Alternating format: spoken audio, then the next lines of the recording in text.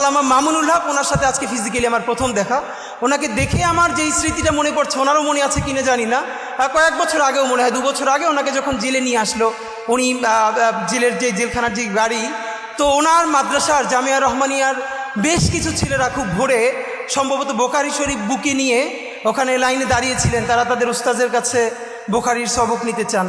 তো উনি সেই জেলের গাড়ির মধ্য থেকে বলছেন, এই পড়া ছাড়বা না, এইভাবে পড়বা। আমি ভাবি আসলে এই যে মাদ্রাসার শিক্ষা, মাদ্রাসার শিক্ষক ছাত্র জুলুম, এ নিয়ে তো প্রচুর কথা বলি, কিন্তু সত্য কথা এই পরিবেশটা আসলে বোঝা যায় মানে রুহানিয়াত এমন জিনিস, মানুষ নিজের চেয়ে নিজের উস্তাদকে ভালোবাসতে পারে। এটা মনে হয় সম্ভবত খুব কাছ থেকে না বুঝলে আসলে না চিনলে মানুষ বুঝবে না।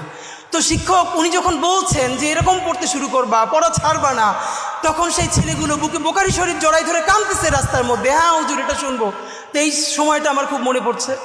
আর আজকে এখানে এসে আপনাদের কাছে শুধু একটা কথা বলতে চাই, বিনীত অনুরোধ।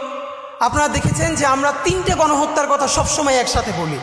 আমরা বলি জুলাই, পিলখানা ও শাপলা গণহত্যা। আমরা যতবার বলেছি জুলাই নিয়ে কমিশন হয়েছে, অনেক সমালোচনার পরে পিলখানা নিয়েও একটা কমিশন করা হয়েছে। যদিও বলে রাখি সেই পিলখানার প্রকাশ্য প্রতিবেদন আসবে কিনা আমরা জানি না, কিন্তু ঠিক কোন কারণে শাপলা নিয়ে এখন পর্যন্ত একটা গণহত্যা কমিশন করা যায় নাই? তাহলে এই শাপলার রক্ত কি রক্ত বলে মনে হয় না? শাপলার মানুষের মাথায় টুপি, মুখে দাড়ি, তারা অনেকে গরিব, তারা প্রান্তিক, পশ না, আরবান মিডল ক্লাস না, তাদের তকতকে কোনো প্রতিষ্ঠান নাই। মানে এই জন্য কি সে নাগরিক হয়ে উঠতে পারে নাই? তার রক্তের কি এক ফোঁটা দাম নাই?